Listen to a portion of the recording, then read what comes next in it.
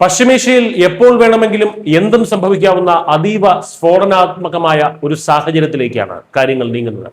അമേരിക്കയോ ഇസ്രയേലോ ഒരു ചെറിയ ആക്രമണം നടത്തിയാൽ പോലും അതിന് ഇറാൻ നൽകുന്ന മറുപടി ലോകം ഇന്നുവരെ കണ്ടിട്ടില്ലാത്തത്ര വലിയൊരു വിനാശമായിരിക്കും.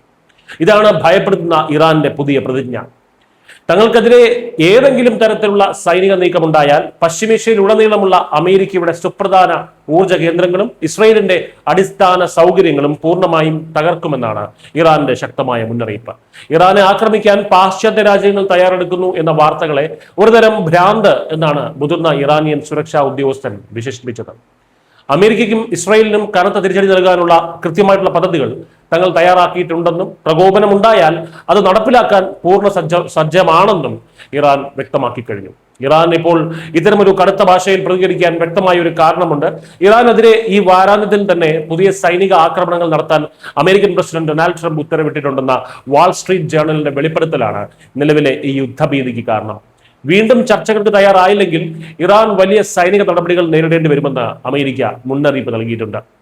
ഇറാനെതിരെ വളരെ ശക്തമായിട്ടുള്ള പ്രഹരം ഏൽപ്പിക്കുമെന്നും അവർക്ക് സഹിക്കാൻ കഴിയാത്ത അത്ര വലിയ ഒരു അവസ്ഥയിലേക്ക് അവരെ എത്തിക്കുമെന്നുമാണ് ക്യാമ്പ് ഡേവിഡിൽ നടന്ന ക്യാബിനറ്റ് യോഗത്തിൽ ഡൊണാൾഡ് ട്രംപ് വ്യക്തമാക്കിയത്. അമേരിക്കയുടെ ഈ നീക്കങ്ങളും ഇറാന്റെ മറുപടിയും വെറുമൊരു വാക്പോരായി മാത്രം കാണാൻ കഴിയില്ല. ഇസ്രയേലിനെയും അമേരിക്കയും ലക്ഷ്യമിട്ട് ഇറാൻ ആക്രമണം നടത്തിയാൽ അത് പശ്ചിമേഷ്യയെ ഒന്നാകെ വലിയൊരു പ്രാദേശിക യുദ്ധത്തിലേക്ക് തള്ളിവിടും.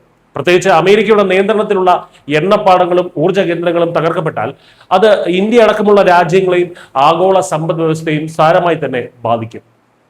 ഇന്ധനവില കുതിച്ചുയരാനും ലോകം മറ്റൊരു സാമ്പത്തിക പ്രതിസന്ധിയിലേക്ക് നീങ്ങാനും ഇത് കാരണമാകും. ഗൾഫ് മേഖല വീണ്ടും ഒരു ചോരക്കളമാകുമോ എന്ന വലിയ ഭയത്തിലാണ് ലോകരാജ്യങ്ങൾ ഇപ്പോൾ നിൽക്കുന്നത്. ട്രംപിന്റെ പുതിയ സൈനിക നീക്കങ്ങളും അതിനെ നേരിടാനുള്ള ഇറാന്റെ തയ്യാറെടുപ്പുകളും വരും ദിവസങ്ങളിൽ ലോകക്രമത്തിൽ തന്നെ വലിയ മാറ്റങ്ങൾ ഉണ്ടാക്കിയേക്കാം. വലിയൊരു പൊട്ടിത്തെറിക്ക് മുന്നിലുള്ള നിശബ്ദതയാണോ ഇപ്പോൾ പശ്ചിമേഷ്യയിലുള്ളത് എന്ന് നമ്മൾ കണ്ടു തന്നെ അറിയേണ്ടിയിരിക്കുന്നു. News desk Malayalam.